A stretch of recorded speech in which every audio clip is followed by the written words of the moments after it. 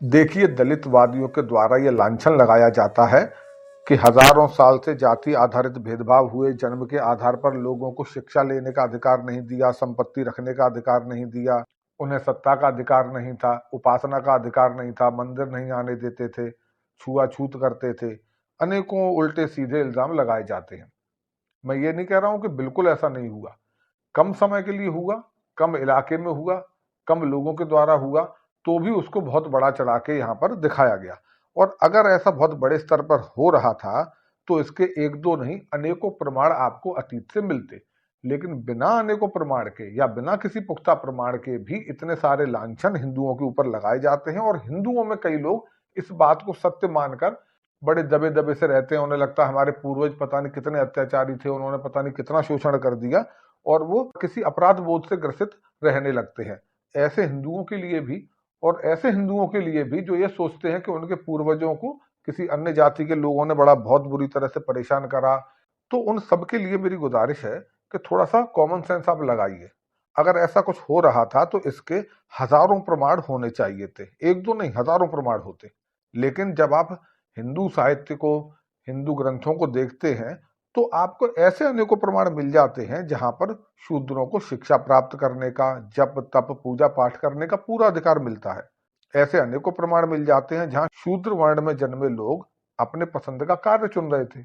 वो सेवक या दास नहीं बन रहे थे, वो ऋषि भी बन रहे थे, वो सैनिक भी बन रहे थे, और राजा भी बन रहे थे। और अनेकों प्रमाण हैं इसके, और लगभग हर कालखंड में वो प्रमाण हमें दिखाई देते हैं। विदेशियों के ग्रंथों में, विदेशियों के दस्तावेजों में भी हमको ये सब दिखाई देता है। हालिया बात करें तो 19वीं सदी के अंग्रेजों के रिकॉर्ड्स में टॉमस मिनरो की रिपोर्ट है, अन्य रिकॉर्ड्स हैं, उनसे तक ये स्पष्ट पता चलता है कि जिस समय तक अंग्रेज भारत में आए उस समय तक भी हर जाति का व्यक्ति शिक्षा ले रहा था, और हर जाति के व्यक्ति के लोग शिक्षक भी बनते थे।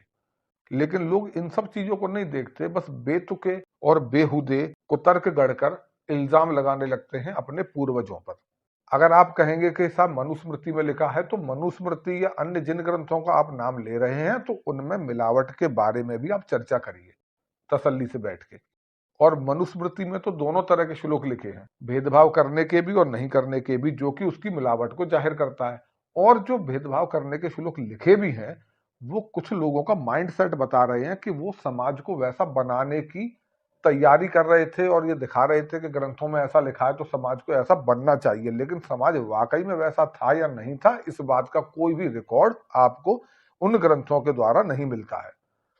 खुद से सवाल करिए कि अगर ऐसा अत्याचार, ऐसा भेदभाव हो रहा था, अगर कोई विदेश से आकर यहाँ के लोगों के ऊपर अत्याचार कर रहे थे आर्य, तो जो विदेशी लोग हैं वो अपनी जय गाथा को अपने ग्रंथों में क्यों नहीं दर्ज करते?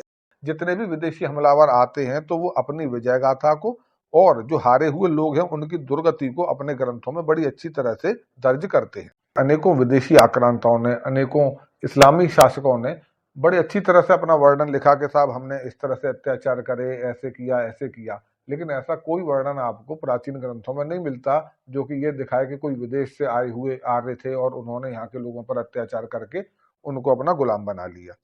दूसरा, जो ये दलितवादी एजेंडेबाज हैं वो अपने आप को बुद्ध का अनुयायी कहते हैं, और कहते हैं कि भगवान बुद्ध ने दलितों को अधिकार दिलाए और इन लोगों के अत्याचार और शोषण का विरोध करा। अगर ऐसा था, और बुद्ध काल तो आर्यों के निवेदन के आसपास का है आपके हिसाब से, तो उनके ग्रंथों में, जो बौद्धों के ग्रंथ हैं, उसमें इसका वर्णन होना चाहिए था कि विदेश से आए हुए लोग यहाँ के मूल निवासियों को परेशान करने लगे, और फिर देखिए महात्मा बुद्ध ने उन सबको बचाने के लिए कवायद की। तो अगर ऐसा कोई अत्याचार हो रहा होता तो बौद्धों के प्राचीन ग्रंथों में तो उसके बारे में भर भर के लिखा गया होता इनके हिसाब से। जैनियों के ग्रंथों में लिखा जाना चाहिए था, नहीं लिखा।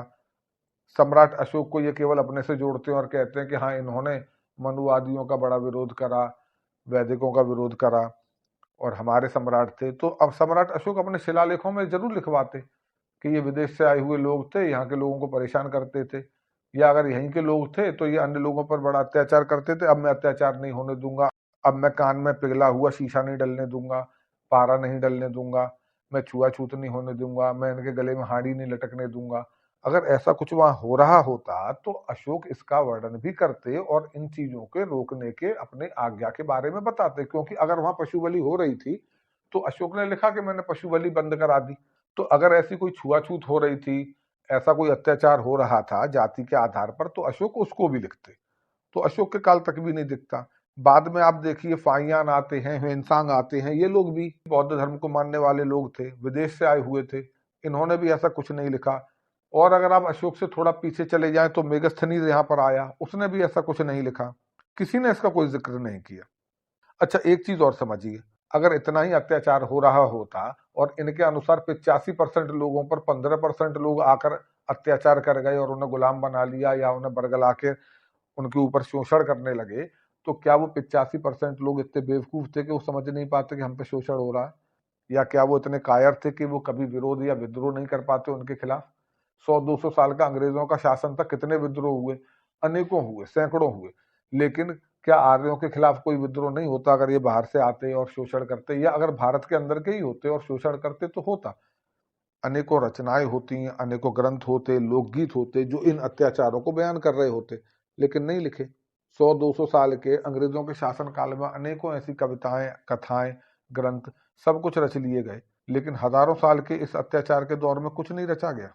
ये कैसा समूह था 85% लोगों का जो इतने बड़े अत्याचार को सह रहा था, लेकिन ना तो कोई रचना कर रहा था उनके अत्याचार के खिलाफ, ना कोई विद्रोह कर रहा था। कॉमन सेंस से समझ लीजिए ऐसा कुछ हो नहीं रहा था, इसलिए ऐसा कुछ किया नहीं जा रहा था। और आप खुद सोचिए कि बाद में तो शूद्र जाति जिन्हें आप कहते हैं उसके भी बहुत बड़े बड़े लोग राजा हुए, उन लोगों ने ऐसा कुछ नहीं लिखवाया। अगर उससे पहले ऐसा कुछ हुआ होता तो उन्होंने अपने शासन काल में इसके खिलाफ कार्य किया होता और इसके लिए कुछ लिखवाया गया होता कि देखिए अब तक ऐसा होता आया, लेकिन अब हम आगे से ऐसा नहीं होने देंगे। कुछ भी ऐसा नहीं था। लेकिन दलितवादी एजेंडेबाजों को तो हर जगह कुछ ना कुछ कलाकारी करनी है, तो वो एक तरीका ये भी अपना सकते हैं, कह सकते हैं कि देखिए जब बाद में मनुवादी आए तो उन्होंने हमारे राजाओं के ऐसे सब कुछ लिखा हुआ जो था वो नष्ट करा दिया। अगर ऐसा होता भी, मान लिया कि मनुवादियों ने भारत के अंदर सब कुछ नष्ट करा दिया, तो क्या वो विदेश में जाकर भी उन सब चीजों को नष्ट कराए? जो विदेशी यात्री यहाँ आए उन्होंने ऐसा कुछ रिकॉर्ड किया होता तो वो विदेश में मिलता, मेगास्थनीज का मिलता, फाहियान, ह्वेनसांग, इन सब का मिलता, अन्य अनेकों लोगों का मिलता। क्या उनका भी वो नष्ट कराते? अनेकों बौद्ध देश हैं, उनमें वो ग्रंथ रखे रहते, क्या वहां भी वो नष्ट कराए?